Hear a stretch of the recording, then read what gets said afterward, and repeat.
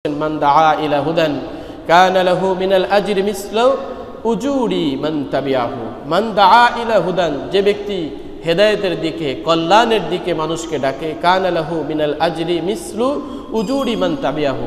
এই আহ্বানে সাড়া দিয়ে যে ব্যক্তি নামাজ পড়তে আসে, অন্য ব্যক্তিকে নামাজের জন্য সে যখন আহ্বান করে, সেই নামাজের আহ্বানে সে সাড়া দিয়ে যখন নামাজের শরিক হয়, ভালো কাজে আহ্বান করে, সে ভালো কাজে এসে তার আহ্বানের কারণে সে শরিক হয়, ওই ব্যক্তির জন্য ঠিক অনুরূপ সওয়াব আল্লাহ সুবহানাহু ওয়া তাআলা যিনি ডেকেছেন, যার ডাকার কারণে সে ভালো কাজে শরিক হয়েছে, তার অনুরূপ সওয়াব তার আমলনামায় দিয়ে দেওয়া হয়। লা ইয়ানকুসু যালিকা মিন উজুরিহিম শাইআন।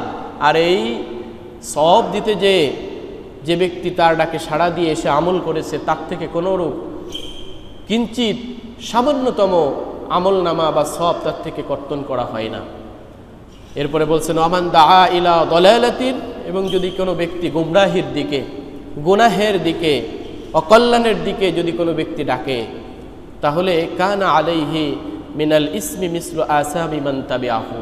তাহলে তার এই আহ্বানে সাড়া দিয়ে যদি কোনো ব্যক্তি গুনাহ করে, গুমরাহির পথে চলে যায়, অকল্যাণমূলক কোনো কর্মকাণ্ড করে, তাহলে তার এই অকল্যাণমূলক কর্মকাণ্ড করার কারণে, গুনাহ করার কারণে, গুমরাহির পথে পা বাড়ানোর কারণে সে যতটুক গুনাহ পাবে, ঠিক অনুরূপ ততটুক গুনাহ যে আহ্বান করেছিল তার আমলনামায়ও পৌঁছায় দেওয়া হবে।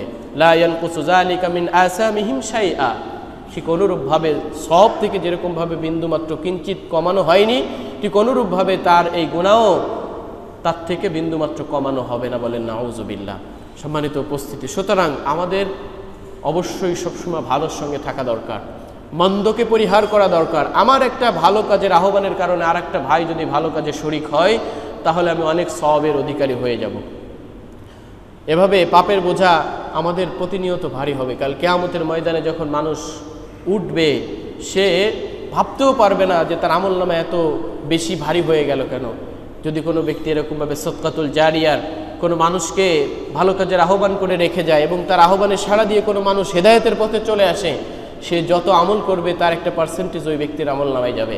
সদকাতুল জারিয়ামূলক যদি কোনো কর্মকাণ্ড সে রেখে যায়, ওয়ালাদুন সালিহুন, নেককার সন্তান রেখে যায়, অথবা উপকারী ইলম সে কাউকে শিখায়ে যায়, অথবা যদি সদকাতুল জারিয়ামূলক কোনো কর্মকাণ্ড সে করে যায়, তাহলে এই একটু একটু করে আমলনামা যেতে যেতে তার আমলনামা অনেক বড় ভারী হয়ে যাবে এবং সে এটা দেখে আশ্চর্য হয়ে যাবে।